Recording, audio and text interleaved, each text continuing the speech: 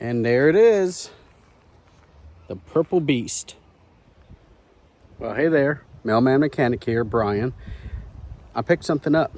It was a vehicle that a sweet lady at my church said, Brian, I just want you to have the vehicle, just get it out of the yard. And I went, sure. And I said, okay, great. So it's a Toyota. I've never had a Toyota before. Well, it's not really a Toyota. I'll just show you. All right, so the Purple Beast, it's a 04 Scion XB, not SB, XB.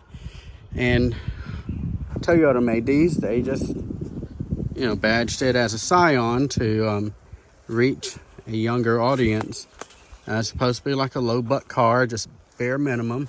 Some of these, I believe, even came with a stick shift, which that's awesome. But this one has been sitting up in the sweet lady's yard for a couple of years, maybe longer than that. Someone borrowed it and got into a little tiny accident, as you can see. And then it is just sat. So I think the engine can run, but it hasn't ran in a couple of years. But the neat thing about this, and I was so excited to hear about that she wanted me to have it, was because it's purple. No, can't stand the color. But as a backup mail vehicle, because it's not when, but if, not if, but when my mail vehicle break down. So not a ton of cargo space, but really, sufficient enough as a backup mail vehicle. And what's nice is it's got the lift gate. And what's so awesome about having a lift gate is when it rains, you can just lift it up, stand underneath it, get the package, and not come back soaking wet, because that's just a great design. If I can get it running, which I should be able to. It's a Toyota. One of the first things is a paint job. Purple, no. Any other color, well, not pink. But purple, no, I'm not doing it. I'm not. So I'll have a video on how to give it just a cheap paint job. Hey, let me give you a little just a tip, I guess. When you don't have the keys to a vehicle, especially if it's front wheel drive, it is a bear to try to load it up on a car dolly. Not impossible. Just took me about an hour of jack stand, bricks, and just slowly getting it up, backing up the trailer, getting up higher, backing up the trailer, because it doesn't matter what I did, the ramps to the dolly kept hitting the jack. So, they work on your patience. All right, so let's look under the hood. And it's a Toyota, so that'll be fine. And looks like for the most part completed. Now seriously doubt, well, I don't know. It's a 2020 battery. Might be able to charge it. I'm gonna have to get that out and put it on the charger, see if it takes a charge. I've already checked the oil. It looks oily, but I didn't see any water or anything that really concerns me, so that's good. And that it has oil. And so here in a little bit, I'm going to try to get a wrench on it and see if it turns over before I just slam a battery in here and try to crank it over. Okay, different day, different shirt. Got tied up doing stuff. I can't get my big mitts down into where the crankcase bolt is. So the next best thing I can do is I can fairly get pretty easy to the alternator socket. So it's a 22, just for reference. And let's see. Is that turning the crank? It turns. Oh, I think this thing's gonna be a runner. The thing is, I do not have, as Derek from Vice Grip Garage says, ignition sticks. So I'm gonna have to, I've already ordered a new key lock cylinder with a new key. So I'm gonna have to take that one out and just see if I can get it turned over. Okay, so another day. I can only work on this stuff just a little bit at a time because I run mail routes. So I'm on a different shirt. So now, in order to see if we can get this engine to turn over real good and just make sure it's a good, and I really think it will be. I don't have the key for it, and so I've already started to drill it out. Okay, I got a new one coming in, but meanwhile, this has to come out, and the wheel is locked. Right, it is absolutely locked. So that tool you just saw fall down was a socket wrench, and it takes a star bolt right here, and it's a T27. So there's one here and one on the other side, and I'm not worried about the airbag deploying because the battery's dead. So okay, so anyway, I'm going to take this off. I'm going to take this off right here. I'm going to well, just watch. All right, there it is. Now do this without breaking anything around it. And they're not awfully too tight, so they'll come off pretty easy. Just got to break them loose.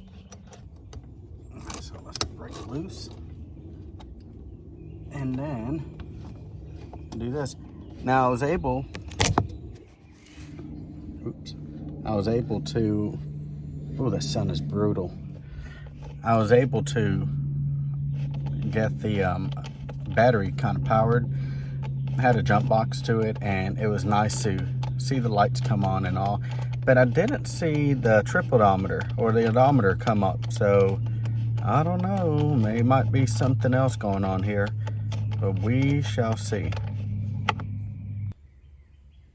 Okay, so just for reference, once you remove those two T27 Torx bolts, then you pull this up and the horn will just unclip. Come on, focus. Push that down and it will unclip, pull it out. But then these don't really come out from here so easy. These are the airbag ones, and you'll want the battery out, or if you know the battery's dead. So you'll need just a small flathead screwdriver, and you'll want to get up under this yellow tab. Move out of the way and kind of pry up on it. You'll see it pop up. And I kind of need to do this with one, both hands, because putting pressure is going to be kind of hard. Hold on one second. All right, so with my hands free, it's going to be a little bit easier. So try to get under this yellow tab here. It will pop up. See, just like that. See how there's a space there? And then you'll be able to safely remove it and lay that to the side. Now, the bolts, the T28 bolts fell out somewhere. Oh, here they are. They're still in the steering wheel. And so let's see what size. I think that's an 18. Nope. Is it a 19? Yes.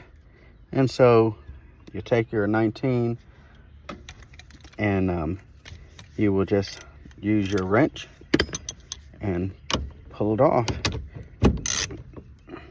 On there pretty tight. And there, it broke loose.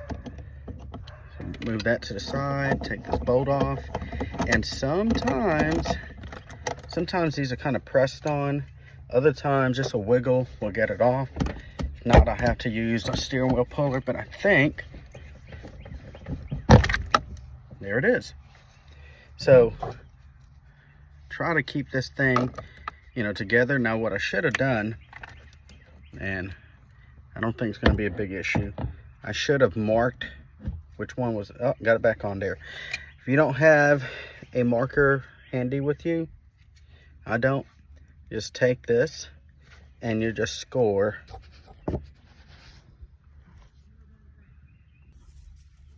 Just make a scoring mark where, anywhere on here, like where the top is. And so right there, and then try to get as close as you can, just a good estimate of where it's at. And right there, you'll see my line there and my line right there. All right, now I'm going to take these two Phillips head screws off so I can get this plastic cover off so I can see the lock cylinder.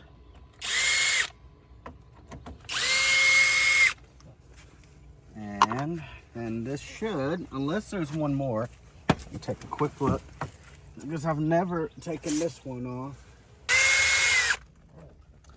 Somebody's been in this before, I could tell. All right, and then, you know, good little tug. Just be careful with it, and look at that.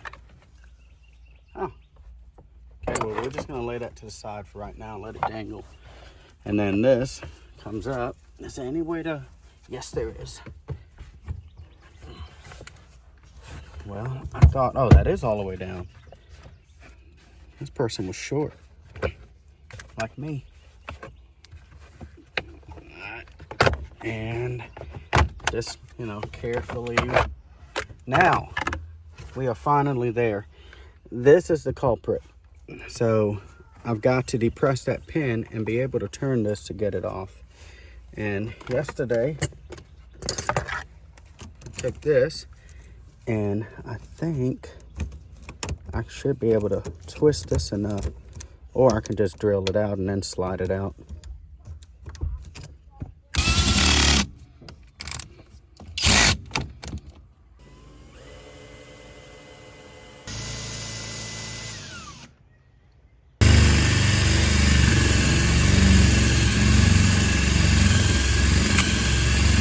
There's almost nothing left of it, so this thing should turn shortly.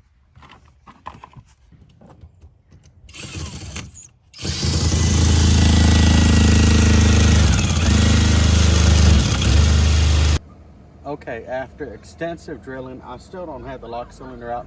This is really pain in the rear to do, but I can put my screwdriver in there and actually get it to turn. So let's see if we can get this thing to crank over. Oh, we got wipers. All right, here we go. Oh wait, I bet you we gotta hit the brake.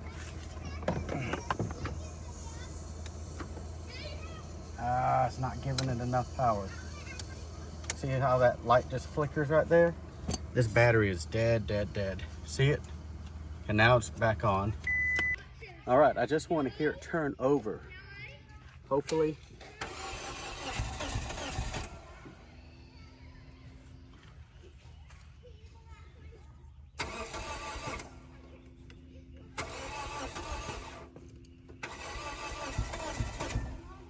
Poor thing wants to run.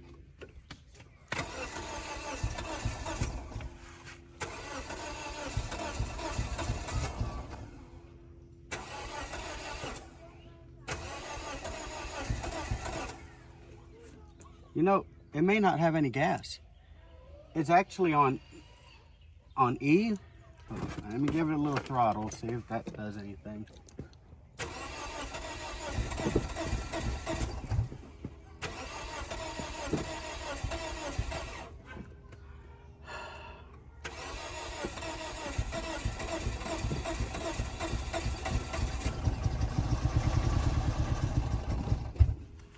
I think it needs some fuel.